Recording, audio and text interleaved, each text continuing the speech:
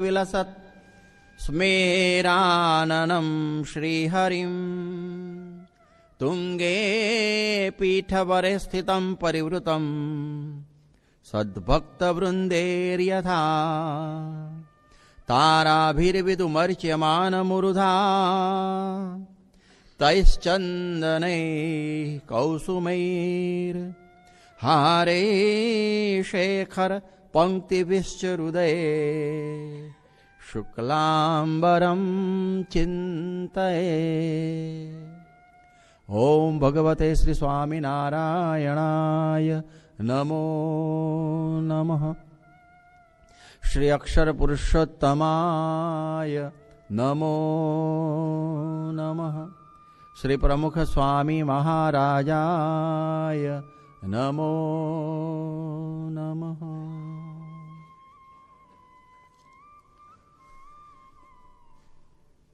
ચલો ચલે હમ અક્ષરધામ. સ્વામિનારાયણ અક્ષરધામ. અક્ષરધામનું એક નિશાન લઈને આપણે બધા એ નિશાને પહોંચવા માટે શૂરવીર થઈને નીકળ્યા છીએ.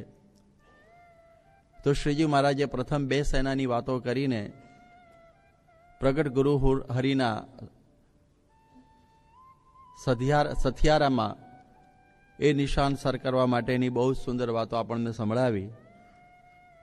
ત્યાર પછી આપણે અક્ષરધામ રૂપી નિશાનની બીજી વાત સાંભળી અને એમાં ઉપાસના સંબંધી કે આપણું નિશાન ફગી ના જવું જોઈએ. કારણ કે કેટલા બધા જુદા જુદા અવતારોના ધામો છે. એમાં સર્વોપરી ધામ છે ભગવાન સ્વામિનારાયણનું અક્ષરધામ અને એના અધિપતિ સર્વોપરી અવતારોના અવતારી છે. હવે એ વાત શ્રીજી મહારાજના સમયમાં ઘણાને બહુ સમજાતી નહોતી. એટલે શ્રીજી મહારાજે નરનારાયણ દેવની પ્રતિષ્ઠા અમદાવાદમાં કરી. પણ ગર્ભિત રીતે તો એમને એ જ ભાવના હતી કે અક્ષરે સહિત પુરુષોત્તમ એવા મારી ઉપાસના બધાએ કરવી. અને એ આખો ઇતિહાસ આપણે બહુ જ ઊંડાણથી સાંભળ્યો. અને ત્યાર પછી શ્રીજી મહારાજે નરનારાયણ દેવની પ્રતિષ્ઠા થઈ અને જે ઉદાસી ગ્રહણ કરી. કારણ કે ઉદાસી તો થાય જ, પૂર્ણ પુરુષોત્તમ નારાયણ બાજુમાં રહી જાય અને અવતારોની જય શરૂ થઈ ગઈ. મહારાજની જય પાછળ ધકેલાઈ ગઈ. એટલે મહારાજને ઉદાસી તો થાય જ. એ ઉદાસી શાસ્ત્રી યજ્ઞ પુરુષદાસજીએ મહારાજના ધામમાં ગયા પછી 77 વર્ષે એમણે બોચાસણની અંદર મંદિર કરીને એ ઉદાસી ટાળી નાખી. અને આજે તો 5 ખંડની ધરતી ઉપર અક્ષર પુરુષોત્તમના વાવટાઓ ફરકે છે. એ બધી વાતો સાંભળ્યા પછી મહારાજે જ્યાં 84 કરેલી એ અમદાવાદની 84નો જે પ્રવૃત્તિનો જે મંદવાડ એ એમને લાગ્યો. એ એમણે પોતાનું વૃત્તાંત લઈ અને આપણા માટે એ શીખવાડ્યું. એવું પરમહંસોએ પુષ્પિકાની અંદર છેલ્લે આ નોંધેલું છે વચનામૃતના અંતે. એટલે આપણે એમાંથી સમજવાનું કે પ્રવૃત્તિની અંદર નિવૃત્તિ પરાયણ કેવી રીતે રહેવાય. તો ગઈકાલે પશ્ચિમની વિચારધારા, પૂર્વની પાશ્ચાત્ય વિચારધારા, પૌર્વાત્ય વિચારધારા એ બધી જોઈ. શ્રીજી મહારાજનો પોતાનો પણ અભિપ્રાય જોયો કે એમને તો એકાંત બહુ પ્રિય છે, વન પર્વત જાડી, બરા શહેર પાટણ બધું ગમતું નથી. એ બધી વાતો સાંભળી છતાં આપણા બધાના કલ્યાણ માટે એમણે આ પ્રવૃત્તિ માર્ગ અંગીકાર કર્યો. અને આપણને પણ સમજાયું કે પ્રવૃત્તિ તો કરવી જ પડશે, પણ એ પ્રવૃત્તિમાં નિવૃત્તિ કેવી રીતે રહે. કર્મ કરીએ છતાં કર્મનું બંધન કેમ ન થાય, એ બધી વાતો શ્રીજી મહારાજે આપણને સમજાવી છે વચનામૃતોના દ્વારા. એ કાલે બધું સાંભળ્યું. એટલે એ દૃષ્ટિથી આ બધી જે પ્રવૃત્તિ છે એ બધું જો આપણે અહંતા અને મમતાનો ત્યાગ કરીને એમાં ભગવાનને બધું સમર્પણ ભાવે, ફળની ઈચ્છાઓનો ત્યાગ કરીને ભગવાનની આજ્ઞાથી ને ભગવાનની પ્રસન્નતા માટે આપણે જે કંઈ પ્રવૃત્તિ કરીએ તો એ પ્રવૃત્તિ બધી નિવૃત્તિ જ છે. કર્મ માત્ર બધા ભક્તિરૂપ થાય છે. એ બધી કાલે વાતો સાંભળી. એટલે એ દૃષ્ટિથી આપણે જોયું કે શ્રીજી મહારાજે જ્યારે મંદિરો આદર્યા ત્યારે એમાં પ્રવૃત્તિ તો થઈ. ગૃહસ્થને તો પ્રવૃત્તિ છે જ છે ને છે જ, પણ સંતોને પણ પ્રવૃત્તિ થઈ. પહેલાં તો બધા પરમહંસ રૂપે અલખ નિરંજન વર્તતા હતા, એટલે કોઈ પ્રવૃત્તિ નહોતી. પણ જ્યારે ભક્તિ માર્ગને આશ્રયને મંદિરો થયા ત્યારે તાવડી તેરવાના માગે એ પ્રમાણે મંદિર થયું. એટલે કેટલી બધી પ્રવૃત્તિ, એ બધી કાલે વાતો થઈ. એટલે એ પ્રમાણે એ પ્રવૃત્તિની અંદર આપણને ખ્યાલ તો છે કે પ્રવૃત્તિ નિવૃત્તિ છે, આપણે ભગવાનની આજ્ઞાથી પ્રસન્નતા માટે કરીએ છીએ, છતાં પણ એ પ્રવૃત્તિનો ફેર તો ચડે જ છે. એ ગઈકાલે થોડા ફેરની વાતથી આપણે ત્યાં અટકેલા. પરમહંસાનંદ સ્વામીને ફેર ચડ્યો, પછી એક સાધુ નરનારાયણાનંદ હતો એને ફેર ચડ્યો, એ વાત સાંભળી. એની સાથે આપણે બાળ મુકુંદાનંદ સ્વામીની વાત સાંભળી કે એને ફેર નહોતો. એ સમજતા કે બેલા હૈયા ઉપર ખડકવા જ નહીં, બહાર જ ખડકવા, હૈયામાં ભગવાન રાખવા, એટલે પછી ચિંતા નહીં. પણ આ સમજણ ઉપર ગઈકાલે પૂજ્ય સ્વામીશ્રીએ પણ આપણને સરસ વાતો કરી હતી. હવે ગૃહસ્થોને પણ પ્રવૃત્તિનો ફેર ચડે છે ભગવાનમય પ્રવૃત્તિ હોવા છતાં. રાયમાં સમાધિમાં જતા ત્યારે શ્રીજી મહારાજના દર્શન થતા, કુંડળના રાયમાં માચા ખાચરના બહેન હતા. હવે જ્યારે મહારાજ નામા ગયા પછી શ્રીજી મહારાજ ત્યાંથી નીકળ્યા અને શિવલાલ શેઠને કહ્યું, પૂછો ને રાયમાને કે સમાધિ થાય છે કેમ? ત્યારે એવું કહ્યું, બેસું તો થાય પણ નવરાશ નથી મળતી. લ્યો, આ બધા વ્યવહારના કામમાંથી. હવે સમાધિમાં તો શ્રીજી મહારાજનું દર્શન થાય, અનંત આનંદ આવે. વ્યવહારો હું બરકત હશે, છૈયા છોકરા અને બધા વ્યવહાર બધો જે હોય, કંઈ રસોઈ કરવાની, વાસણનું બીજું, છાણવાસીનું બીજું કંઈ જે હોય.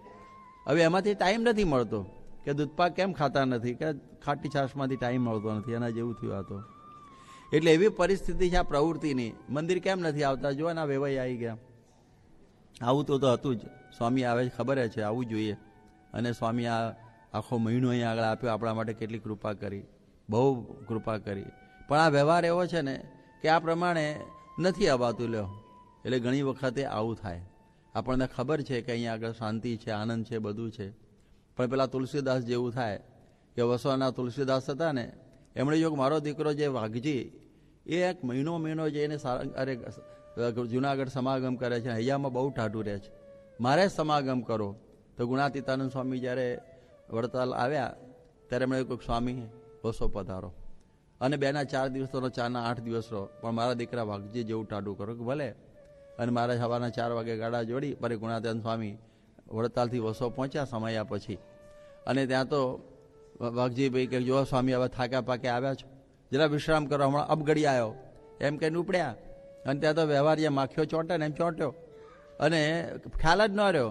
12 વાગી ગયા અને યાદ આવ્યું કરાર સ્વામીને મેં બોલાયા સ્પેશિયલ મારા માટે, અને હું ભૂલી ગયો. આવ્યા અને સ્વામીને કહ્યું, સ્વામી બહુ કૃપા કરી, વસો ગામ પાવન કર્યું, 2-4 દાડા 4-8 દાડા રહો, પણ મારા દીકરા વાઘજી જેવું ટાઢું કરો. પણ સ્વામી કે બેહો તો ખરા. તો જો સ્વામી તમે થાક્યા પાક્યા આવે એટલે હું સવારે ગયો, અત્યારે તમે જમ્યા જરા આડે પડખે થાવ, બપોરે આવી ગયો સમજો. મારા સ્વામીને તો ક્યાં થોડું આમ કથા જમ્યા પછી કથામાં બેઠા, પેલા તો ગયા અને પછી સાંજે 4 વાગે આવ્યા. અને પછી કોઈક સ્વામી ઓહો હો વસો ગામને પાવન કર્યું, પાછી એની જ રેકર્ડ આગળ આવે. સ્વામી કે બરોબર છે, બેહો તો ખરા. અને આવે નહીં, બેહે નહીં. પછી સ્વામી કહ્યું, જુઓ આ કયો મહિનો ચાલે છે? ચૈત્ર વૈશાખ છે, તાપ કેવા છે જબરજસ્ત, કાગડો મરી જાય ઉપરથી, એટલું બધું છે. ત્યારે દળ કેવો હતો પછી ભયંકર, કે તમને કેટલા વર્ષ થયા? કે પોણો હો. તો તમારું પોણો હો વર્ષનું દળ તપી ગયું છે. હું 2-3 છાંટા નાખું તો તમારી શાંતિ થાય એવી નથી. બેહો શાંતિથી અને કથા સાંભળો. એટલે આવું હોય છે કે વ્યવહાર એટલો બધો હોય કે આપણને ખબર છે કે સ્વામી અહીં છે, બધું છે, છતાં પણ પ્રવૃત્તિની અંદરથી આપણે આવી શકતા નથી. એનો ફેર ચડી જાય છે આપણને. આ પ્રવૃત્તિમાં એટલો બધો ફેર કે પછી આપણે લાભ નથી લઈ શકતા. એ બહુ સમજવા જેવું છે. એટલે આ પ્રવૃત્તિઓમાં આવું બધું થઈ જાય. લાભ આપણી છાતી ઉપર પડ્યો હોય છતાં પણ આપણે લઈ ના શકીએ. લંડનની અંદર સાક્ષાત પ્રમુખ સ્વામી મહારાજ, આ કેટલું મોટું આશ્ચર્ય જેવું કહેવાય. છતાં પણ કહે છે હા ઠીક છે, બરોબર છે, ફરી આવવાના જ છે ને પાછા આવતો એક્સ્ટ્રા છે એમ સમજીને ઉડાડી દે છે ઘણા. એટલે આવું બનતું હોય તો આપણે જરા સમજીએ તો ખ્યાલ આવે. યોગી બાપા કહેતા સમાગમ તો છાતી ઉપર પડ્યો છે, પણ પેલા આળસુ જેવું થાય છે. એક ઝાડ નીચે આળસુ સૂતેલો, બોરનું ઝાડ હતું, ઉપરથી બોર પડ્યું છાતી ઉપર, છાતીમાંથી મોઢામાં નાખવાનો હતો.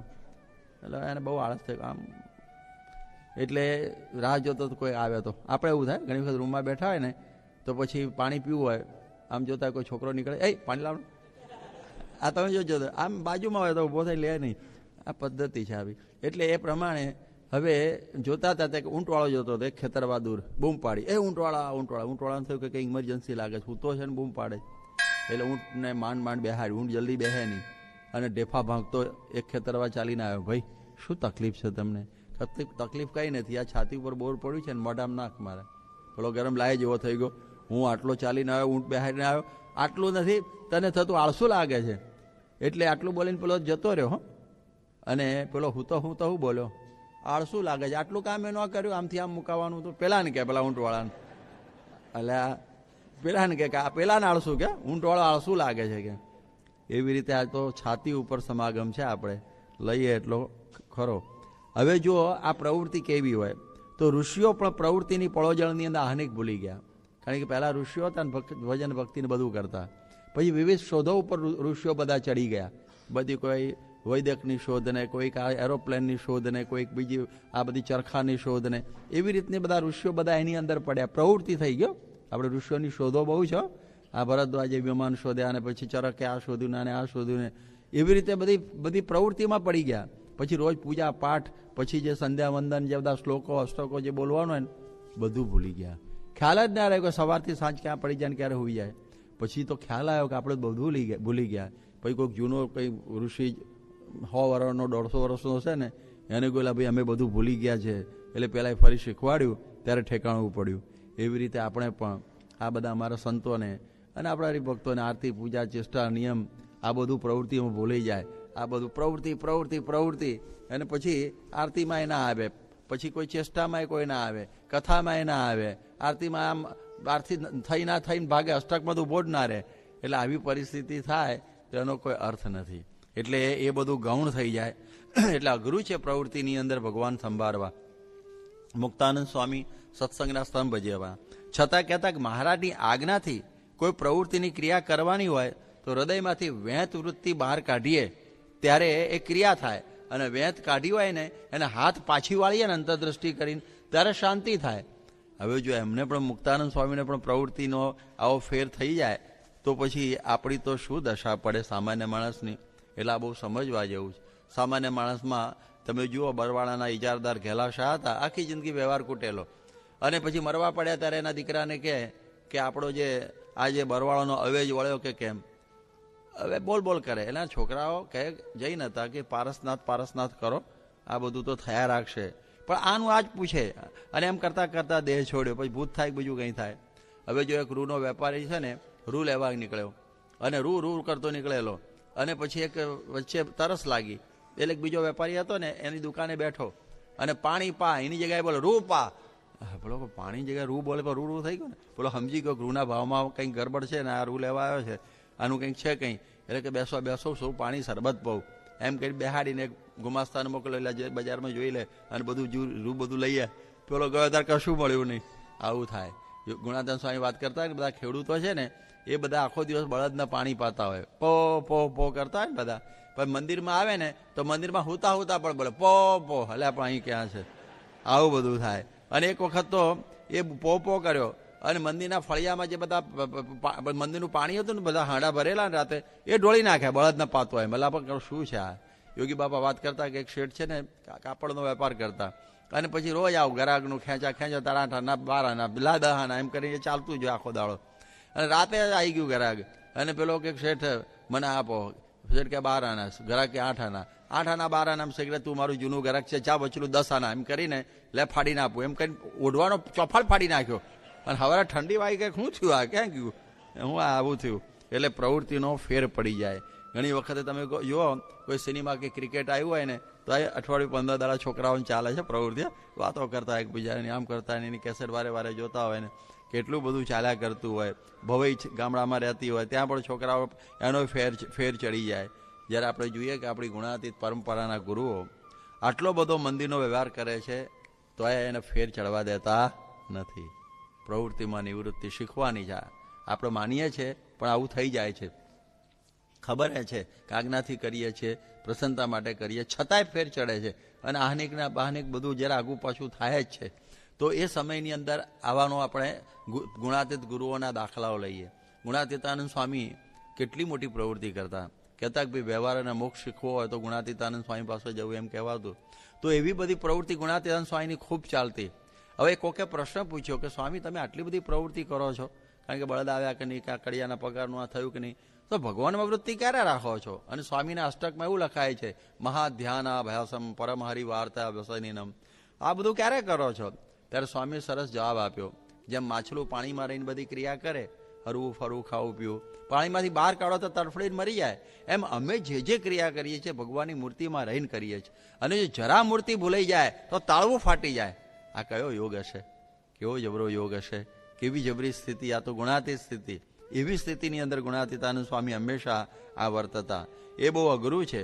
તમે જુઓ, ગુણાતીતાનંદ સ્વામી બધી પ્રવૃત્તિ કરતા, દરેક સંતોને અને બધાને વારા આપી દીધેલા, સવારે આપે, પણ કથા પતે ને પછી બધાને વારા સોંપે કે તમારે રસોઈમાં જવાનું, તમારે વાસણમાં જવાનું, તમારે ઘંટી એ જવાનું, તમારે ઢોરોમાં જવાનું. એ કથા પૂરી થઈ જાય પછી વારા સોંપે બધાને. એ કથા પછી કથા પહેલાં ના આપી દે, નહીં તો શું થાય, કથા વખતે એના સંકલ્પ થાય, હવે મારે રસોઈ કરવાની છે, પાણી લઈ આવો, પછી આમ કરું તેમ કરું, એ શરૂ થઈ જાય. અને ઘણા શરીર હોય ને, કથા તો રોજ થાય, પેલામ ચડીને પછી ક્રિયા પૂરી કરીને હોઈ જાય પાછો, એવું થઈ જાય. એટલે એમને ખબર ન કે મને સ્વામી આજે કઈ ક્રિયા સોંપશે. એટલે એ પ્રમાણે સ્વામી કથા પછી આવું કરતા. એક વખત સ્વામી કથા કરતા હતા. હવે ચાલુ કથામાં એવું થયું કે એક પોઠિયા ઉપર એક ઘી વેચવાવાળો ઘીના બધા કુંડલા લઈને આવ્યો.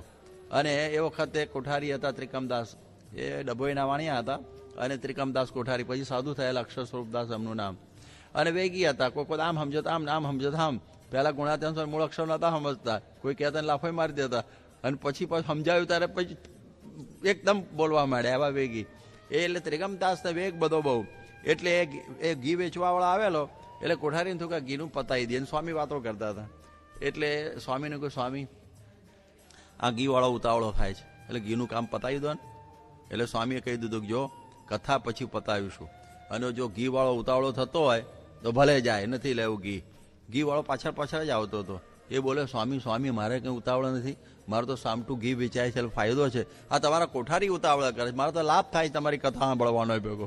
ત્યારે સ્વામી કહ્યું, જો આ કોઠારી છે ને, ઘીવાળાને કંઈ તકલીફ નથી, આને કે પતાવવાનું. ઘણી વખત શું હોય, કામ પતાવી દે, કથા તો ચાલે જ છે. એવી રીતની બધી પ્રવૃત્તિ થતી હોય છે. એટલે પ્રવૃત્તિનો ફેર આવો બધો છે. એટલા માટે ગુણાતીતાનંદ સ્વામીએ કહ્યું કે મોટા એકાંતિક ક્રિયા કરાવે અને બીજા ક્રિયા કરાવે એમાં ફેર છે. મોટા ક્રિયા કરાવે તો એમાં બંધાવા દે નહીં. આપણી પાસે ક્રિયા કરાવે પણ બંધાવા ના દે, અને ફેર ચડવા દે નહીં, એનો નિષેધ કર્યા કરે. અને બીજા કરાવે તો પછી શું કરી, હૈયામાં ભેગું થઈને ખડકાય અને નવરા ન રહે, અને એના જ મનસુબા કરે ને અંતરમાં ગોટા વાળે. અને મોટા ક્રિયા કરાવે એ તો જેમ બકરાને ખવડાવીને સાવજ આગળ રાખે, એમાં તોલ વધે નહીં. બકરાને ખવડાવે અને સાવજ એટલે સિંહ આગળ ઊભું રાખે એટલે શરીર કાઢે, એટલે તોલ વધે નહીં. એવી રીતે ક્રિયા કરાવે અને બધું કરાવે, અને વળી પાછો નિષેધ કરે, એટલે એમાં બંધાવા દે નહીં. અમે 1970માં આફ્રિકા આવેલા, અને યુગાન્ડામાં અમે ગુલુ ગયેલા. અમારા મનમાં બહુ ચાલો આપણા મર્ચિસન ફોલ્સ છે ને, એ જોઈએ આવીએ એમ બધાને ઉમંગ. એટલે યોગી બાપાને કહ્યું મર્ચિસન, સ્વામી બધું ગોઠવી દીધું, બધું થઈ ગયું, અમે જોઈને આવ્યા. પછી સ્વામી કહે, શું મર્ચિસન ફોલમાં જોવાનું, હૈયામાં મર્ચિસન ફોલ તો ભરેલો જ છે, કંઈ મોકલે આપણને, અને આવું બધું. એટલે આપણો મૂડ ઉતારી દે, જોઈએ આવ્યા હોય ને એનો મૂડ આખો ખલાસ કરી નાખે. યોગીજી મહારાજનું એવું. એટલે આપણને મોકલે તો ખરા, ના મોકલે તો વળી પાછા સંકલ્પ થાય, અહીં સુધી આવ્યા ને આપણે ગયા નહીં એમ થાય. પણ આવી રીતે પ્રેક્ટિસ કરાવે યોગીજી મહારાજ. એટલે મોટા પુરુષ આપણને બંધાવા દે નહીં, એમનું એવું બધું તંત્ર હોય. એટલે એ પ્રકારનું અમે બધા અહીંયા આવેલા, અને પછી અમારે 1970માં પેરિસ જવું હતું. ત્યાં આગળ આપણે સંસ્કૃતનું કંઈ, સંસ્કૃતનું બહાનું હતું, પણ એક રીતે ફરી આવીએ અમે, એવું કંઈક હશે. એટલે એ દ્રષ્ટિએ ત્યાં યુનિવર્સિટી છે એવું બધું. સ્વામી પછી પેલા આવ્યા આશાભાઈ સુરતવાળા, એ પેરિસ જઈ આવેલા. સ્વામી કહ્યું, પારિસ કેવું છે? એવું બાપા પારિસ કહેતા. સ્વામી કે હાવ ખરાબ શહેર છે, તદ્દન નકામું છે, અમારે 400 રૂપિયાની ખીચડી થઈ અને હેરાન થઈ ગયા. સ્વામી કહે, લ્યો આવું છે ને સંતોષ મન થાય. એ પાછું સભામાં કહેવાનું. મેં કહું પછી કહેવું જોઈએ ને તમને મારે, એવું યોગી મહારાજનું તંત્ર. મેં સભામાં કહ્યું. એટલે કહેવાનો અર્થ એ છે કે આ પ્રમાણે યોગીજી મહારાજ આ ક્રિયા કરાવે પણ આપણને વધવા, એમાં બંધાવા ના દે. ગુણાતીતાનંદ સ્વામીની એક બહુ સુંદર વાત છે. એમણે કહ્યું સરસ મજાનો ક્રિયાયોગ. આમ ક્રિયાયોગ તો ઘણા પરમહંસ યોગાનંદનો એક ક્રિયાયોગ છે. જુદી જુદી પ્રકારના ક્રિયાયોગ બધા હોય છે, પણ ગુણાતીતાનંદ સ્વામી એક જબરજસ્ત ક્રિયાયોગ બતાવ્યો કે ભજન કરતા કરતા ક્રિયા કરીએ તો અંતરમાં ટાઢું રહે. અને આ વાત એમણે બહુ સુંદર વાત કરી, ભજન કરતા કરતા ક્રિયા કરવાનું. આ નવી વાત આવી, ભજન કરતા કરતા ક્રિયા કરવાનું. એટલે એ કરીએ તો અંતરમાં ટાઢું રહે. અને અંતરમાં ટાઢું રહીને મોટા પુરુષ રાજી થાય તો વાત જુદી છે. પણ સ્વામીએ આ સરસ વાત સમજાવી કે ભજન કરતાં કરતાં ક્રિયા કરીએ તો ટાઢું રહે. જેમ તમે જુઓ કે ક્રિયામાં ભજન ભળે ને તો કેવું થાય, જેમ ભોજનમાં મીઠું ભળે તો કેટલું સરસ થઈ જાય, મીઠા વગર બધું નકામું. તો જેમ ભોજનમાં મીઠું ભળે તો ભોજન સરસ લાગે, એમ ક્રિયાની અંદર જો ભજન ભળે ને તો ક્રિયા ભારરૂપ ન લાગે. નહીતર તો પછી છે ને તમે ગમે એટલી ક્રિયા કરો ને પછી શું કરે, આખો દાડો થાકી ગયા, આમ કરે, થાકી ગયા. કારણ કે ક્રિયામાં થાક લાગે, પણ જો ભજન ભળેલું હોય ને તો કોઈ દિવસે થાક લાગે જ નહીં, એ થાક લાગે જ નહીં, કારણ કે એની અંદર ભજન ભળ્યું. આ બધું રિલેટિવ છે, ભજન અને ક્રિયા. એ જો સાથે થઈ જાય ને તો આનંદ આવે, આમ એટલો આનંદ આવે, કેફ આવી જાય. એટલે ભજન કરતા કરતા ક્રિયા. જેમ યોગી બાપા કહેતા, અમે સવારના 3:30 વાગે ઉઠી જઈએ ગોંડલની અંદર, અને પછી આમ નાહી ધોઈને પૂજા કરી નાખીએ, ડેરીમાં જઈને પૂજા કરી દઈએ, પછી અમે આ પ્રમાણે મજૂરો માટે રોટલા ઘડી નાખીએ, અને પછી મજૂરોને જમાડી દઈએ, પછી એમને કામે લગાડી દઈએ, પછી અમે વાસણ ઉટકી નાખીએ, પછી અમે વળી પાછા વળગી જઈએ બધું કારખાનાના કામોમાં, પછી બપોરની રસોઈની અંદર પાછા વળગીએ, અને વળી પાછા 12-1 વાગે આ બધાને જમાડીએ, રાહ જોઈએ કોઈ ટ્રેનમાં આવ્યું છે કે નહીં, પછી પાછા બપોરે માળા ફેરવીએ, થોડી પછી વળી પાછા કારખાનાની ક્રિયામાં, એટલે કારખાનું એટલે જે મંદિરોના કામકાજ ચાલતા એમાં વળગીએ, વળી પાછા સાંજે એમને વાળું કરાવીએ, અને વળી રાતના 12 વાગ્યા સુધી કથા વાર્તા કરીએ, હુઈ જઈએ, અને 3:30 વાગે ઉઠીએ. જે આનંદ આમે એકે આનંદ જેવું લાગે છે. આ બધું મેં વર્ણન કર્યું, એમાં એક આમ અંશ જેટલો કંઈ આનંદ કોઈ જગ્યાએ દેખાય છે આપણને, કોઈને આમાં લ્યો. કારણ કે ભજન કરતા કરતા ક્રિયા, તો એને એ ક્રિયાનો ભાર ના લાગે. અને આપણે તો ખાલી કયું હોય જરા બધા ખુરશીઓ ગોઠવી દે, પછી બહુ થઈ, 10 ખુરશી ગોઠવીમાં આગો પાછા થઈ ગયો એવું થઈ જાય, થાકી જાય છે લોકો. એટલા માટે આપણને આ ભજન હોય તો મજા જુદી આવે. જેમ તમે જુઓ, અહીંથી તમારે કંઈક ફેમિલી જવું હોય, અને તમારી મોટરની અંદર કોઈ માથાના દુખાવા જેવો આવીને બેસી ગયો હોય, તો એ અંતર એટલું બધું લાગે, હળો ક્યારે જલ્દી આવી જાય, લાંબુ થઈ જાય. અને કોઈક આપણો 25 વર્ષનો જૂનો મિત્ર આવ્યો હોય, એટલે જલ્દી આવી ગયો એમ. સ્થળ અને અંતર તો એનું એ જ છે, રિલેટિવિટી ઓફ આઇન્સ્ટાઈન. પરંતુ કોણ વ્યક્તિ બેઠી જાય એના ઉપર આધાર રાખે. એવી રીતે ક્રિયા તો કરીએ જ છીએ, પણ જો અંદર ભજન ભળી જાય ને, અરે આમ મજા આવી જાય. એટલા માટે આ તમે જુઓ, આવો ક્રિયાયોગ ભગતજી મહારાજને શીખવાડેલો કોણે? ગુણાતીતાનંદ સ્વામીએ, કે ભજન કરતા કરતા ક્રિયા કરવાની. સ્વામિનારાયણ સ્વામિનારાયણ સ્વામિનારાયણ કરવાનું, અને વાસણ ઉટકવાના, જે કંઈ કરો, કપડાં સીવવાનું, પેલું આ પેલા ચૂનો કચરવાનું, સ્વામિનારાયણ સ્વામિનારાયણ સાથે બધું કરવું. અને એ રીતે કરતા. અને એક ઉના ગયેલા, અને ઉનામાં કંઈક રસોઈ તેને કંસાર હતો, તો પેલા આમ ચોંટી ગયેલો, અને વાસણ ઉઠાતા આમ પરાણે ખેંચ્યું ને પેલો, એટલે પેલું ભજન તૂટી ગયું. સ્વામિનારાયણ ભજન તૂટી ગયું. ગુણાતીતાનંદ સ્વામી સભામાંથી બહુ પાડી, એ પ્રાગજી મજૂર જેવું કામ કરે છે, મૂર્તિ ભજન તૂટી ગયું, વૃત્તિ તૂટી ગઈ તારી. એ સ્વામી બરોબર છે, તરત જોઈન કરી દીધી. બોલો કેવું જબરું હશે. ભગતજી કરતા આપણી સ્થિતિ ઊંચી છે, કારણ કે આપણી એમની તો તૂટી, આપણી કોઈ દિવસ તૂટતી નથી. એનું કારણ શું? આપણી જોડાયેલી હોય તો તૂટે ને. એટલે આ પરિસ્થિતિ આપણી થાય છે. એટલે સમજવાનું એ છે કે એની કેટલી જાગૃતતા હશે. ઘણા લોકો કહે છે આ તો મિકેનિકલ થાય. ઘણા લોકો આપણને શું કહે, આ તો મિકેનિકલ, સ્વામિનારાયણ સ્વામિનારાયણ સ્વામિનારાયણ એમાં કંઈ થતું હશે. પણ મિકેનિકલ કરતાં કરતાં કોઈ વખત સાચું થઈ જાય. પહેલાના સમયમાં છે ને, પેલા પથ્થર આવતા ને આમ કરતા, અને એમાંથી પછી અગ્નિ નીકળે ને, ચકમકના પથ્થર. ઘણું કરો ત્યારે એક તણખો આવે, પણ એમાં કામ થઈ જાય. એવી રીતે આખી જિંદગી ભજન કરીએ, સ્વામિનારાયણ સ્વામિનારાયણ, હરતા ફરતા, ખાતા પીતા, ઉઠતા બેસતા. 1 સેકન્ડ કોકો સાચું થઈ જાય ને તો એ બહુ થઈ ગયો. એક જ તણખો આખું સળગાવી દે તમારું. 1 તણખો કાફી છે. એટલે એક જ વખત સાચું થઈ જાય, એક વખત ખાલી આમ ખરેખર અંતરમાંથી સ્વામિનારાયણ, તો કામ થઈ જાય. પણ તમે કરો તો ને, હોઈ ગયા ગોદડું ઓઢીને શું થાય? તો એટલા માટે એની પ્રેક્ટિસ રાખવી. ભગતજી મહારાજની પ્રેક્ટિસ હતી. જાગ્રતમાં, સ્વપ્નમાં, સુષુપ્તિમાં. એક વખત સુઈ ગયા હતા, ગુણાતીતાનંદ સ્વામી પ્રાગજીને બોલે આવો, કોઈ બૂમ પાડી પ્રાગજી પણ છે, ન ઉઠે. અને પછી શું કે પ્રાગજી કરતા હતા, જાઓ એમ બોલો ગુણાતીત ઉઠો. જેમ ગુણાતીત શબ્દ ઓલા ઉભા થઈ ગયા. 24 કલાક એ સ્મરણ, હું ગુણાતીત છું, અક્ષર છું, બ્રહ્મ છું, ગુણાતીત મારા ગુરુ છે. શું એનું ભજન ચાલતું હશે અંદર. જેમ પેલા મોર હોય ને, એનો આમ કંઠ આમ થયા કરે. જોજો તમે સારંગપુર આવો તો ભગતજીનો કંઠ 12 મહિને 24 કલાક આમ થાય. સ્વામિનારાયણ સ્વામિનારાયણ લવ થયા કરે. સ્વામિનારાયણ સ્વામિનારાયણ સ્વામિનારાયણ. ઊંઘમાં પણ થયા ચાલાય રાખે. કેવું ભજન કરતા હશે.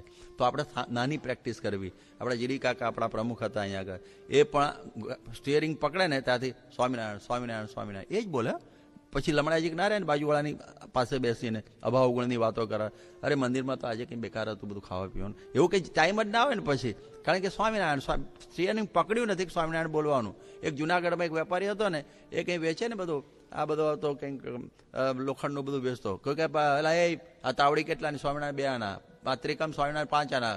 પછી આ પાવડો સ્વામિનારાયણ 10 આના.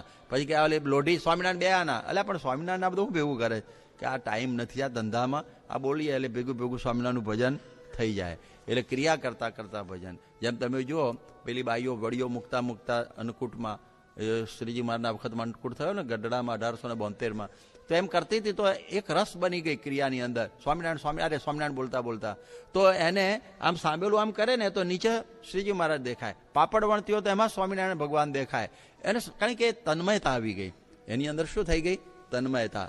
ધ્યાન એટલે યાદ રાખવાનું, આ એક વ્યાખ્યા. ધ્યાન એટલે એકાગ્રતા નહીં. ઘણા લોકો એકાગ્રતાને ધ્યાન કહે છે, હે, પરંતુ ધ્યાન એટલે તન્મયતા. ધ્યાન એટલે શું કહેવાય? તન્મયતા.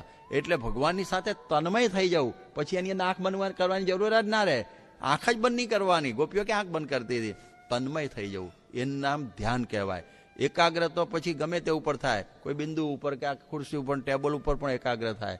પણ તન્મયતા તો ભગવાનમાં. તન એટલે ભગવાનનું નામ છે, એને મય બની જવું, તન્મય. એટલે પછી એને સિવાય બીજું કશું કંઈ સૂજે નહીં. એટલે એવી પ્રકારે આ વૃત્તિ તોડવા દેવી નહીં. યોગી બાપા પણ કહેતા ભજન કરી લેવું 24 કલાક, સ્વામિનારાયણ સ્વામિનારાયણ સ્વામિનારાયણ. 24 કલાક ભાઈ બીજું ક્યારે કરું, પણ એની સાથે. એટલે આ આવો ક્રિયા યોગ કહેવાય. પ્રાગજી ભગતને તો કેવું હતું, તલવાર અને મ્યાન જુદું ખખડે ને એમ દેહના આત્મા જુદો ખખડતો. બોલો. એટલે પ્રવૃત્તિનો ફેર ભાઈ ચડે જ છે ને એનો. દેહના આત્મા જુદા હોય તો એટલે દેહ સંબંધી ક્રિયા કરવા છતાં એ અલિપ્ત જ રહેતા. કેવા રહેતા? અલિપ્ત રહેતા. તો આ પ્રમાણેનું આપણે બધાએ શીખવાનું છે. એટલે આ પ્રમાણે ઘણી વખતે લોકો છે ને મોટરમાં બેઠા હોય, અરે શું કહેવાય, બસની અંદર, હા, પછી આપણે કહીએ કે કેમ બેઠા છે? ખાલી બેઠા છે. ખાલી જ હોય છે મોટા ભાગના. આપણે કહીએ કે ઘેર બેઠા ખુરશી ઉપર, શું કરો છો? ખાલી બેઠો છો. ખાલી હોય. યોગી બાપા કહેતા ખાલી ન રહેવું, ભર્યા રહેવું. જેમ ભરેલું ગાડું કહ કહ બોલે અને ખાલી ગાડું ખળખળ બોલે, એવી રીતે ભજન કરતા કરતા જો ક્રિયા કરીએ તો બધું આમ ભરેલા કહેવાય. એને તો ખાલી તો છીએ જ બધા. તો આપણે બસમાં બેઠા હોય તો ભજન થાય, આપણે મોટરમાં જતા હોય તો ભજન થાય, ઘણી રીતે ભજન થાય એવું છે. પણ કરવું હોય તો ગુણાતીતાનંદ સ્વામીએ આ શિવલાલને વ્યવહાર અને મોક્ષ બંને શીખવાડેલા. એટલે 9 લાખપતિ શિવલાલ આટલો વિશાળ વ્યવહાર હોવા છતાં હંમેશા શું કરતા? બોલો. એ ધ્યાન કરી શકતા. 3-3 કલાકનું ધ્યાન કરી શકતા, કારણ કે આવો ક્રિયાયોગ શીખેલા હતા. એટલે આ શાસ્ત્રીજી મહારાજ જ્યારે વડતાલથી નીકળીને આ બધી પ્રવૃત્તિ ઉપાડી તો જબરજસ્ત પ્રવૃત્તિ હતી. એટલે એમના જીવનમાં બધી પ્રવૃત્તિ બધું દેખાય, છતાં શાસ્ત્રી મહારાજ આરચી ચેષ્ટા કથા કોદાળો ચૂકતા નહીં. રાતના 12 વાગે ઉઠીને કથા કરતા અને હરિભક્તોને સંતોને એમાં જોડતા. હવે આ બધી પ્રવૃત્તિ બધી ચાલતી, મંદિરોના કામ અને હરિભક્તોને જોડે. એટલે એક હરિભક્ત હતા ને, એ હું ઓળખું છું એમને, એ જોયેલા નહીં પણ એમનો મને ખ્યાલ. એટલે એ હરિભક્ત છે ને શાસ્ત્રી માને કે શાસ્ત્રીજી બહુ મંદિરો બાંધ્યા, હવે માળા લ્યો, માળા ફેરવા બેહીને લ્યો. હવે એમને ખબર નહીં કે આ બધી પ્રવૃત્તિ માળામય છે, એને ખ્યાલ ના આવે. એક વખત અમદાવાદના હરિભક્ત પણ ચુસ્ત આપણા, હવે એમને બહુ થયા કરે કે શાસ્ત્રી મહારાજ મોટા પુરુષ ખરા, પણ બહુ પ્રવૃત્તિની અંદર બધું આટલી બધી દોડા કરે, શું કામ કરતા હશે? પછી શાસ્ત્રી મહારાજ એક દિવસ એમના ઘેર જમવા ગયેલા અને સહેજે એમનું અંતર પકડીને વાત કરી કે આ તો મોટા પુરુષની આજ્ઞા છે, એટલે અમે પ્રવૃત્તિમાં જોડાઈએ છીએ, નહીં તો ઊંચે આકાશમાં જઈને રહીએ એવા છીએ. એટલે આ પ્રસંગનો ભાવાર્થ એ થયો કે આજ્ઞા એ પ્રવૃત્તિ અને આજ્ઞા એ નિવૃત્તિ હોય તો એ પ્રવૃત્તિ પણ ભારરૂપ નથી હોતી. બાકી તો આ સનકાદિકને પ્રવૃત્તિમાં જોડીએ તો એ જોડાય નહીં, અને મરીચ્યાદિકને જો પાછા પાડીએ તો પાછા નહીં પડે નહીં. અમારામાં એ સંતો અને હરિભક્તોમાં એવું હોય છે, અમુકને પ્રવૃત્તિમાં જ ઓટોમેટિક જોડાઈ જાય અને અમુકને તો ઠહા મારે તો ઊભો ના થાય. એટલે આવું છે. હવે તમે જો ગુલઝારલાલ નંદા, મેં એક વખત વાત કરી દીધી, હવે ટૂંકમાં ભારતના 2 વખત વડાપ્રધાન થયેલા, છતાં પૂજા પછી વચનામૃત સ્વામીની વાતો વાંચવી અને ચેષ્ટા એને જરાય ચૂક્યા નહોતા. 100 વર્ષ જીવ્યા ત્યાં સુધી. 100 વર્ષ છેલ્લું ચાલતું હતું, છેલ્લે ધામમાં ગયા તો કહેવાનું એક ભારત રત્ન બનેલા.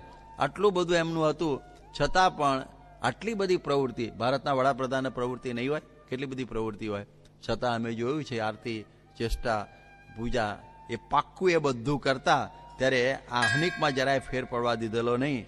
ત્યારે આનું નામ કહેવાય પ્રવૃત્તિમાં નિવૃત્તિ. એક વખત અહીં લંડનમાં જ યોગી બાપાને એક રિપોર્ટરે પ્રશ્ન પૂછેલો, સ્વામી તમે આ જગતમાં કેવી રીતે રહો છો? બાપા બોલેલા, જળ કમળવત રહીએ છીએ, જળ કમળવત રહીએ છીએ. જો બહુ અઘરું છે, અતિ કઠણમાં કઠણ. જ્યારે પ્રમુખ સ્વામી મહારાજને પ્રમુખ પદની ચાદર ઓઢાડવાની હતી, ત્યારે એ સમયની અંદર આ ચાદર છે ને પ્રમુખ પદની, એટલે કેટલી પ્રવૃત્તિ શરૂ થઈ જાય, હદ વગરની ને. છતાં એ પ્રવૃત્તિની અંદર નિવૃત્તિની ચાદર હતી, આ ગુણાતીત ચાદર. એટલે આટલી બધી પ્રવૃત્તિ કરવા છતાં પણ પ્રમુખ સ્વામી ફ્રેશના ફ્રેશ રહે છે.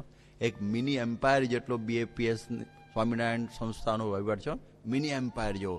કારણ કે આજે તમે જુઓ કે આજે 10 લાખ આપણા સત્સંગીઓ, બધાના પ્રશ્નો સાંભળવાના, ટપાલો વાંચવાની, જવાબ આપવાના, 10 લાખ લોકોના મનના પ્રશ્નો, વ્યવહારના પ્રશ્નો. અને બાકીના અમે 770 બાકી રહ્યા હતા, 770, 10 લાખને ટપી જઈએ એવા. કારણ કે અમે બધું છોડીને આવ્યા, એટલે બધા પ્રશ્નો બહુ થઈ જાય મનના. કેટલા બધા નવજુવાન બધા સંતો સાધુ થયેલા છે, અને તમારા ત્યાં એક જ બાપના 2 દીકરા હોય કે એક જ હોય તોય પ્રોબ્લેમ હોય. તમારે એક દીકરાનો પ્રોબ્લેમ હોય છે, એકનો. એ હેરાન થઈ ગયો કે એક આનાથી સ્વામી કઈ કૃપા ગલા, એક જ છે તારો તો. અહીંયા આગળ તો કેટલા જુદા જુદા બાપના બધા છોકરાઓ ભેગા આવ્યા પ્રમુખ સ્વામીના ગુરુ માનીને. તો આટલા બધા, એમની કલ્ચર જુદું, એમના ભાષા જુદી, એમની સંસ્કૃતિ જુદી, એમનો ઉછેર જુદો, એમનું ફેમિલી બેકગ્રાઉન્ડ જુદું, ભણતર જુદું, બધું જ જુદું. કોઈ આદિવાસી, કોઈ વિદેશી, કોઈ આ તે. છતાં પણ એ બધાને કંટ્રોલમાં રાખવા અને એ બધાને વ્યવસ્થિત રીતે આધ્યાત્મિક માર્ગે ચલાવવા. પ્રવૃત્તિ કેટલી બધી હોય, આ વિચાર કરવા જેવું. એની સાથે 15 દિવસે એક મંદિર બને છે આપણે ત્યાં, 15 દિવસે એક હરિમંદિર બને છે. અને એ કેટલું બધું એ પ્રવૃત્તિ ચાલતી હોય. અને મંદિર બનવું એટલે રમત વાત છે. સ્વામીને બધી ખબર હો, ક્યાં ખીલી મારવાની છે, ક્યાં સિમેન્ટ લાવવાનો, બધું ખબર છે એમને. છતાં પણ પ્રવૃત્તિનો ભાર નહીં. હવે કેવું કહેવાય, આટલી બધી પ્રવૃત્તિઓ. કેટલું બધું જમીન હોય તો લિટિગેશન બધું ઓટોમેટિક હોય ને, કાંઈ જમીનોના આ તે બધા ધમાલો બધી તમે બધો તો અનુભવેલી છે અહીંયા આગળ. તો આ પ્રમાણે આટલું બધું હોવા છતાં પણ આનંદમાં. અહીંયા આગળ આજ લંડનની અંદર કોઈએ સ્વામીને પ્રશ્ન પૂછેલો 4 સપ્ટેમ્બર 1994 દિવસે કે આટલી બધી પ્રવૃત્તિમાં ફ્રેશ સાથી છો, કોઈ અહીં પૂછ્યું હતું. ત્યારે સ્વામી શું જવાબ આપે ખબર છે? આજ્ઞાથી કરીએ છીએ, માથે લેતા નથી, મૂર્તિમાં રહીને કરીએ છીએ. હું કરું છું એવો ભાવ લાવ્યા વિના ભગવાનને ગુરુમાં ખોવાઈ જવું. એમની મરજી પ્રમાણે પ્રવૃત્તિ કરીએ તો 24 કલાક આનંદ. આવ્યું તો એ ભગવાનની ઈચ્છા અને ગયું તો એ ભગવાનની ઈચ્છા, તેમ સમજવું. ટૂંકમાં આપણો ભાવ ટાળીને કરીએ તો બોજો ન રહે, સુખ રહે. આ એમની ટેકનિક છે, આ પ્રમુખ સ્વામીની ટેકનિક પ્રવૃત્તિની અંદર નિવૃત્તિની. કે આ પ્રમાણે સમજણ પડી, આજ્ઞાથી કરવાનું, માથે લેવું નહીં, મૂર્તિમાં રહીને કરવું. હું કરું છું અહમભાવ છોડી દેવો, ગુરુમાં ખોવાઈ જવાનું. ગુરુની આજ્ઞાથી કરીએ છીએ તો પછી 24 કલાક આનંદ છે. હવે આ જ વચનામૃત મધ્યનું 22 આપણે જે ચાલે છે એની અંદર પણ મહારાજે મન બુદ્ધિ ચિત્ત અહંકારને કહ્યું, ભગવાન વિના બીજો ગાંઠ ઘડ્યો તો તારા ભૂક્કા કરી નાખીશ. તો એ પ્રમાણે વર્તીએ તો પ્રવૃત્તિની અંદર પણ આપણે નિવૃત્તિમાં રહી શકીએ. જ્યારે દિલ્હીનું અક્ષરધામ બહુ પૂરજોશમાં ચાલતું હતું અને એ સમયમાં ચારે બાજુ પથરા પડેલા હતા અને 7000 કારીગરો કામ કરે, કોઈને મિનિટની ફુરસદ એવું નહીં. અને એ સમયની અંદર બ્રહ્મવિહાર સ્વામીને પૂછ્યું, સ્વામી આ બધું જોઈને આપણે લાગે છે ને, આ આખું સંકુલ છે ને, આ કોમ્પ્લેક્સ, કોઈને મફત ભેટ આપી દઈએ ને તો એને સંભાળવાનો વિચાર આવે ને, કેવી રીતે હું સંભાળીશ, તો હાર્ટ એટેક આવી જાય. ઓ બાબા, આ બધું ક્યારે થશે? અને તમે તો આમ નચિંતપણે બધું કરો છો. ત્યારે સ્વામીએ સરસ જવાબ આપ્યો કે શાસ્ત્રીજી મહારાજ અને યોગીજી મહારાજની કૃપાથી આટલા બધા પથરા પડ્યા છે, પણ અમને અમારી છાતી ઉપર કાંકરીનો એ ભાર નથી. કારણ કે અમે ક્યાં કરીએ છીએ બધું શાસ્ત્રીજી મહારાજ યોગી મહારાજ ગોઠવે છે, એમની ગણતરી પ્રમાણે ચાલે છે. અને સ્વામી કે મને પણ આશ્ચર્ય થાય છે કે આ બધું કેવી રીતે ચાલે છે. હવે એમને આશ્ચર્ય થાય છે કે આ બધું કેવી રીતે મારું ચાલે છે. આશ્ચર્ય જેવું છે ને કે અમે ક્યાં કરીએ છીએ. એક જ વાક્ય યાદ રાખવાનું, અમે ક્યાં કરીએ છીએ. એ સાંજે ZTV વાળા ગોયલ આવેલા, LN ગોયલ, અને આ બધું બાંધકામ જોઈને અને દર્શન કર્યા સ્વામીના. અને પછી એ બોલ્યા, ઓહો કેટલો બધા કામો ચાલે છે, પણ સ્વામીના મોઢા ઉપર કંઈ ભાર નથી દેખાતો.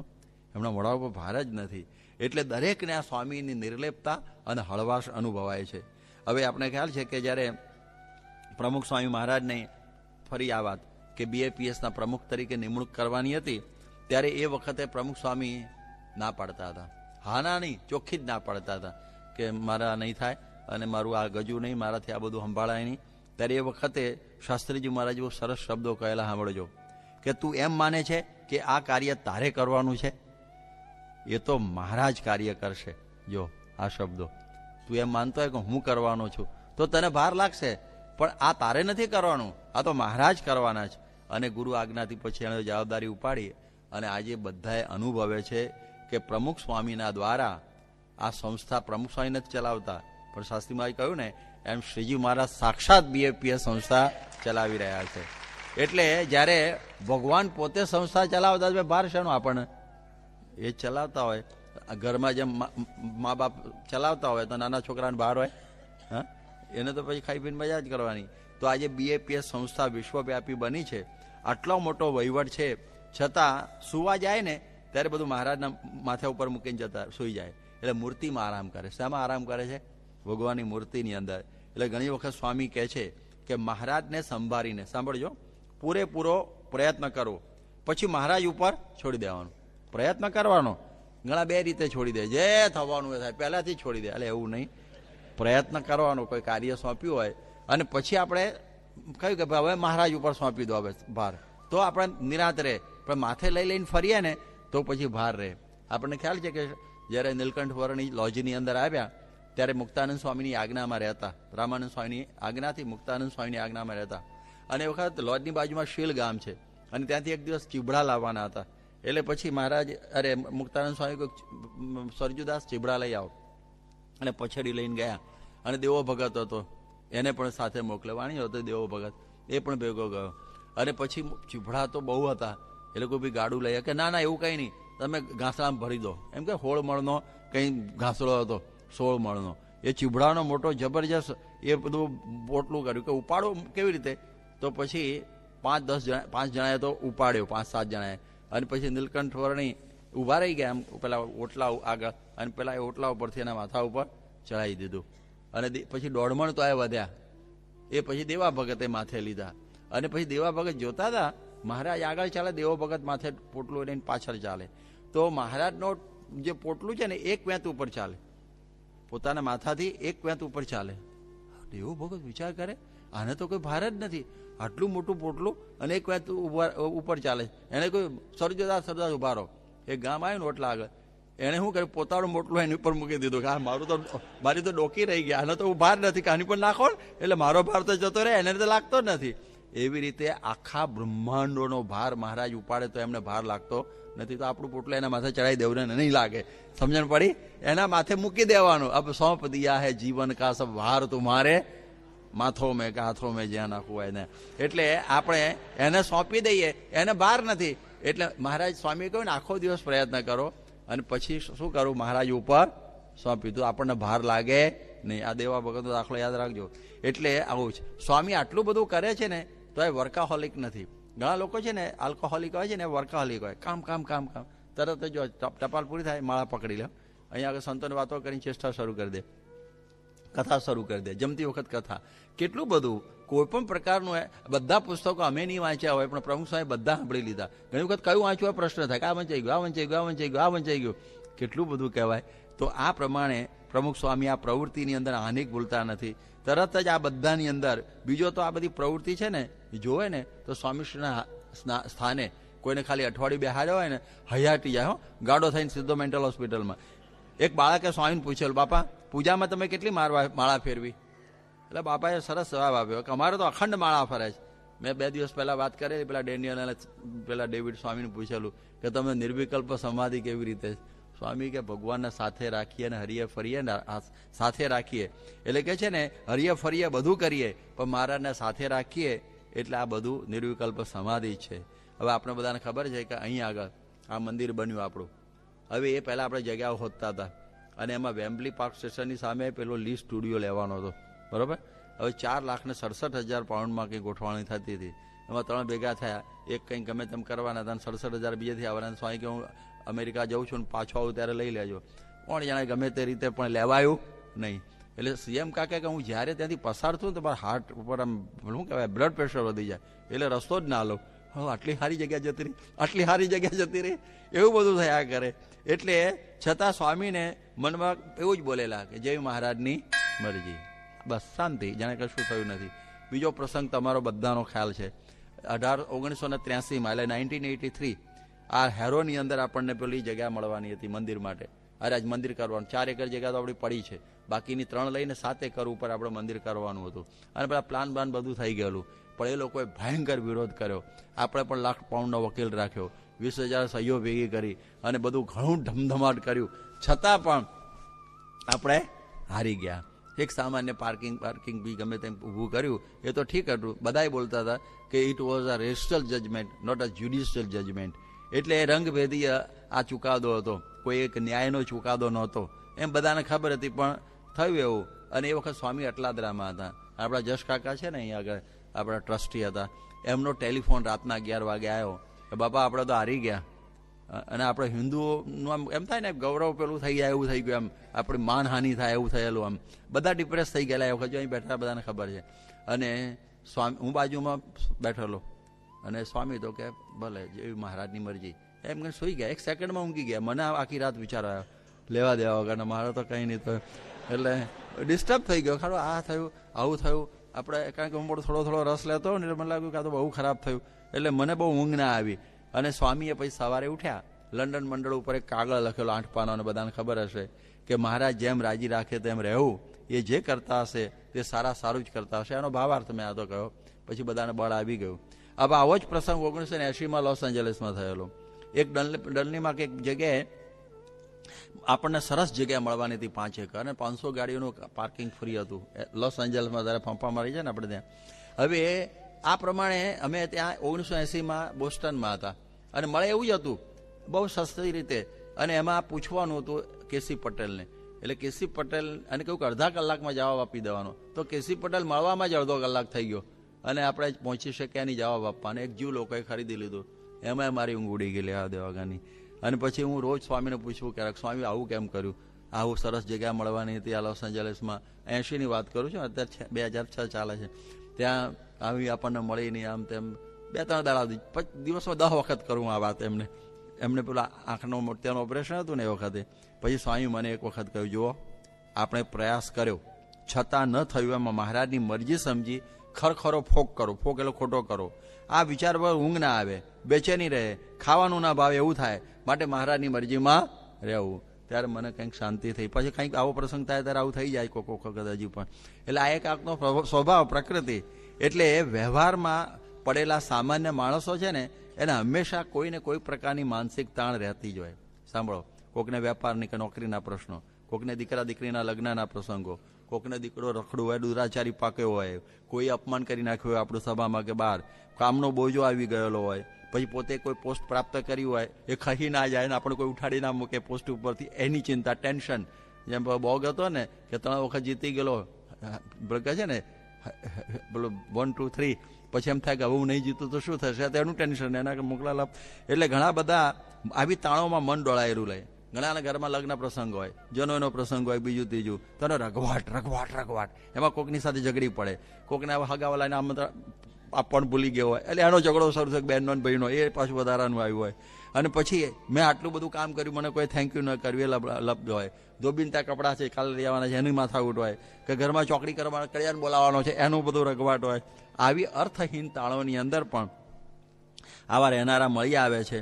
ત્યારે આવા માનસિક પ્રશ્નોને શ્રીજી મહારાજે મનનો મંદવાડ કહ્યો, સંકલ્પનો મંદવાડ કહ્યો.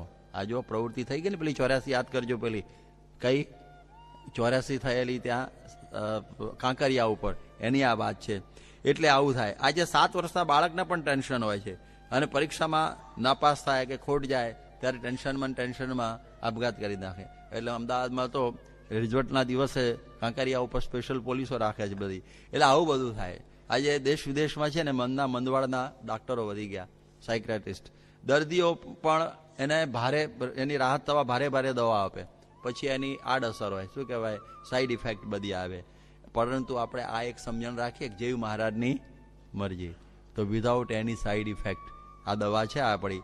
એટલે આનાથી પ્રવૃત્તિનો ફેર ઉતરી જાય અને અખંડ આનંદમાં રહીએ. નરસિંહ મહેતાએ ગાયું, જે ગમે જગત ગુરુદેવ જગદીશને, તે તણો ખરખરો ફોક કરો. ફોક એટલે ખોટો કરવો. અને આપણો ચિંતવ્યો અર્થ કઈ નવસરે, ઉદરે એક ઉદ્વેગ ધરવો. આપણું ધાર્યું તો થતું નથી, જેવું કરતા હશે ભગવાન સારું હશે એમ સમજીએ ને તો આ અક્ષી વિલાસથી શાંતિ થાય. સ્વામીશ્રી જ્યારે સેન્ટ જેમ્સ પેલેસમાં પ્રિન્સ ચાર્લ્સને મળવા ગયેલા થોડા વર્ષ પહેલા, અને એ વખતે સ્વામી એમને આ સમજાવેલું કે પ્રવૃત્તિમાં નિવૃત્તિ કેવી રીતે રહેવાય. તો આજે એમ કહે છે ને, માથા ઉપર એક મણની હેલ હોય પાણીની, પેલું મોટું વાસણ, અને પછી તમને માથું આમ થઈ જાય, ભાર લાગે. પણ દરિયામાં ડૂબકી મારો ને કેટલા કરોડો ટન માથા ઉપર પાણી આવે તો ભાર ના લાગે. એમ આપણા માથા ઉપર બધું લઈશું કે હું કરું કરતાપણું આપણું, તો ભાર લાગશે. પણ મહારાજ ઉપર કરતાપણું મૂકી દઈશું ને તો પછી બોજો નહીં રહે ને હળવાશ અનુભવાશે. વલસાડની અંદર સ્વામી હતા ત્યારે બંધુ ત્રિપુટી આવેલા. અત્યારે તો એક જણ ધામમાં ગયા એમાંથી, જૈનોના 3 સાધુઓ, અને સ્વામી ટપાલ લખતા હતા. એ જોઈને મને કે ઓહો, સ્વામી કેટલા આમ એકદમ હળવા લાગે છે, કેટલા હળવા લાગે છે. આપણા રઘુરાય ફોટોગ્રાફર છે અને સરસ ફોટા બધા પાડે, અને આખા વર્લ્ડમાં એનું નામ છે. અને સ્વામીના ફોટા પાડતા હશે. પછી સ્વામીનું નામ એનાઉન્સ થયું કે ભાઈ હવે પ્રમુખ સ્વામી આશીર્વાદ આપશે. એ વખતે સ્વામી તો ટપાલ લખતા હતા. પેલા એ માઇક ગોઠવી દીધું, આમ બધું થયું, સ્વામી લખ કરે, અને પછી બધું પૂરું થયું કરીને શરૂ કર્યું. એ કે આ સ્વામી કેવા છે, એમને આ ભાર જ નથી. હું બોલીશ તો શું લોકોને અસર થાય, કોઈ તૈયારી નથી કરતા, એમને જેમ આવે એમ બોલે છે. એટલે આવા હળવા તો મેં કોઈ દાડો જોયા નહીં. નહીં તો આપણે કંઈક પ્રવચન કરવાનું ને, કાલે કોઈ આવતીકાલે તમારે આ વિષય ઉપર પ્રવચન કરવાનું છે ભાઈ, આ શ્રદ્ધા ઉપર, તો એની શ્રદ્ધા ખૂટી જાય, રાતે આખી રાત જાગે બિચારો, શું થશે, કેવી રીતે થશે, કંપા માડે લખી લાવે, ગોખે 2-4, પછી આમ ફરી જાય, એમ ટેન્શન થાય. સ્વામીનું કોઈ ટેન્શન નથી, ફટ કરતા બોલવા માંડી પડે છે. આ કેવું કહેવાય? એટલા માટે આપણને આ ખ્યાલ આવે કે એમને આવી બધી પ્રવૃત્તિની અંદર પણ એકદમ હળવા, હરિ અક્ષર હળવા ફૂલ અમે સૌ ભારી, એકદમ હળવા રહે છે. આ લંડનની અંદર એક વખત સ્વામી હતા જૂના મંદિરમાં, અને એ વખતે ડૉક્ટર ફાઉલર નામનો એક ડૉક્ટર આવ્યો, કાર્ડિયોલોજિસ્ટ, અને સ્વામીને આપણે કહે છે નોર્મલ મેડિકલ ચેકઅપ હતું, અને એને ખબર હતી, એને બધું જોયું હોય ને જૂના રિપોર્ટ, કે સ્વામીને એક વખત હાર્ટ એટેક આવેલો છે 1983માં. એટલે એને કહ્યું નહીં, સ્વામીને અત્યારે કશું નથી, ઇઝ ઓલ રાઈટ. પણ સ્વામીને સલાહ આપી, સ્વામી તમને એક વખત હાર્ટ એટેક આવ્યો છે, તમારા માથા ઉપર કોઈ ભાર ન રાખો. તો સ્વામીએ કહ્યું, હું તો માથા ઉપર ભગવાન રાખું છું. એ સમજો નહીં શું કહેવાય, ઓલ રાઈટ પણ ભાર ન રાખો, એમ કહું મોં પાડ. એટલે આવું થાય. તો જો ભગવાનનો ભાર છે ને બીજા ભારને દૂર કરે, માથા ઉપર ભગવાનનો ભાર રાખ્યો હોય ને તો બીજા ભાર દૂર થઈ જાય. હવે આ જ પ્રસંગની વાત આગળ કરીએ કે સ્વામીશ્રી પરદેશ પ્રવાસ પછી 1990માં 8મી ડિસેમ્બરે અમદાવાદમાં આવેલા, અને અમદાવાદની અંદર સ્વામી સભામાં બેઠા, અને મારા બ્રહ્મપ્રકાશ સ્વામી છે, રમુજી છે, આપણે નાટકોનું બધું કરે છે ને, એટલે એક ગ્લાસ લઈ આવ્યા અને કહ્યું કે સ્વામી આ પાણી પીવો. સ્વામી કે કેમ તમે લઈને આવ્યા? શું છે? કે આ સાબરમતીનું પાણી છે. કે એનો અર્થ શું? કે તમે લંડન જઈને આવ્યા ને તો તમને થેમ્સનું પાણી ચડી ગયેલું હશે, પણ આ સાબરમતીનું પીવો ને એટલે પેલું ઉતરી જાય, એવી રીતનું.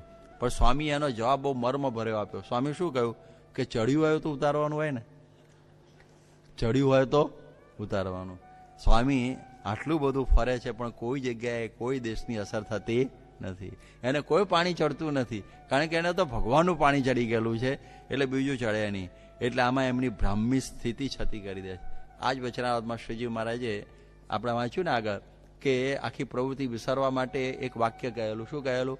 કાંકરીએ ગયા નહોતા અને મેળો ભરાયો નહોતો. આ વિચાર કર્યો એટલે અમને શાંતિ વર્તવા માંડી. એટલે એ કહેવત બની ગઈ છે, અત્યારે ગુજરાતી કહેવત બની ગયો આ વચનામૃતની વાત. કાંકરીએ ગયા નહોતા અને મેળો ભરાયો નહોતો. કેવું થઈ ગયું? કેટલી સુંદર વાત બની ગયેલી. તો સ્વામીના જીવનમાં આ પંક્તિ રસાઈ ગયેલી છે.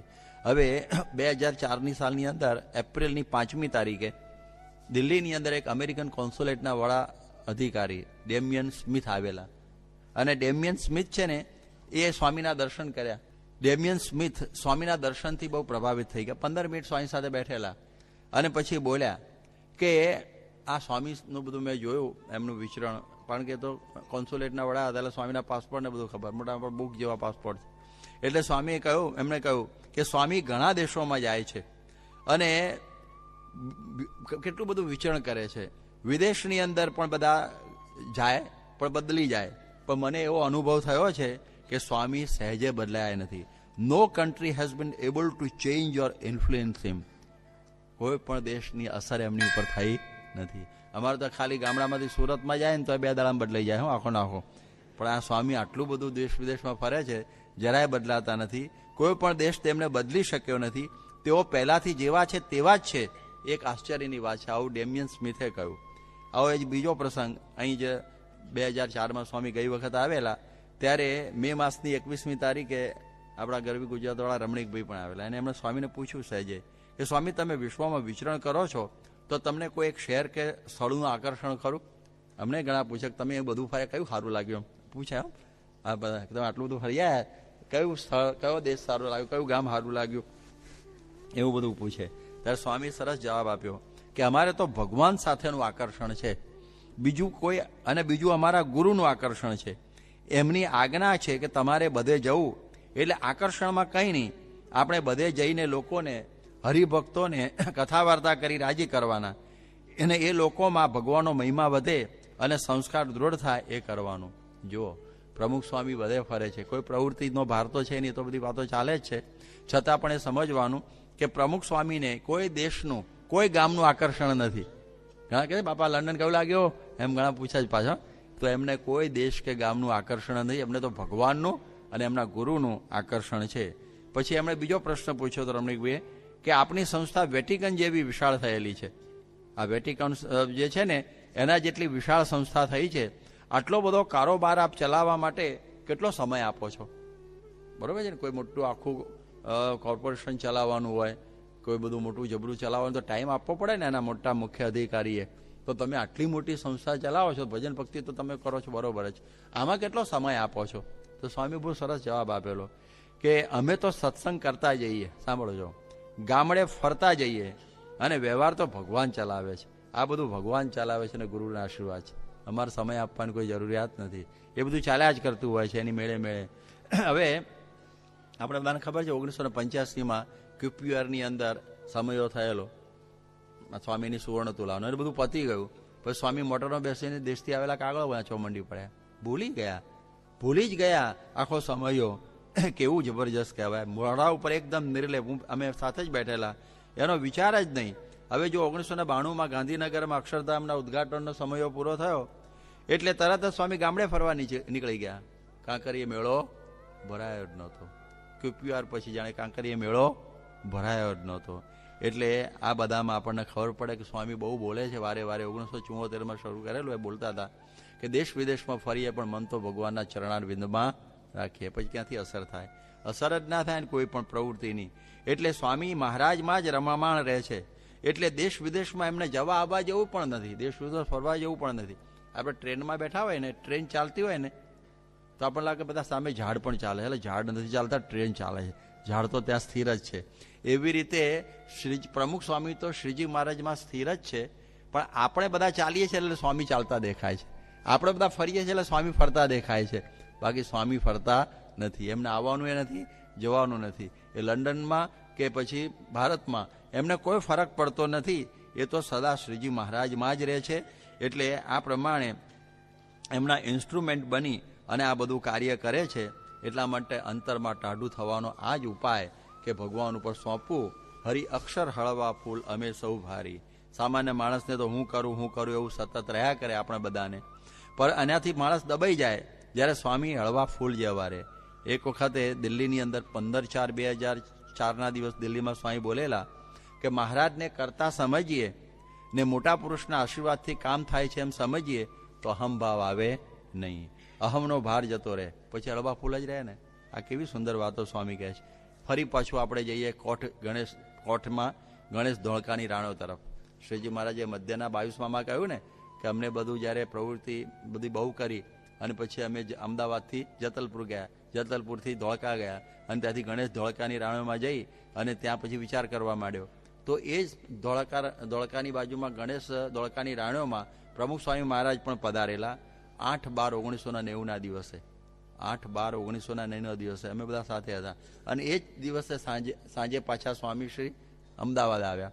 અને અમદાવાદની અંદર સ્વામીએ સરસ વાત કરી કે જુઓ, શ્રીજી મહારાજે ધોળકાની રાણીઓમાં આપેલો વિચાર, અમે કાંકરીએ ઉતર્યા નહોતા, કાંકરીય તળાવ, અને મેળો ભરાયો નહોતો, એને સંભાળીને સ્વામી શું બોલ્યા કે અમદાવાદના આ પ્રસંગ દ્વારા મહારાજે બ્રહ્માંડના બધા મનુષ્યો માટે સુખિયા થવાનો વિચાર આપ્યો, જેથી સુખ શાંતિ રહે અને કામમાં સરળતા રહે.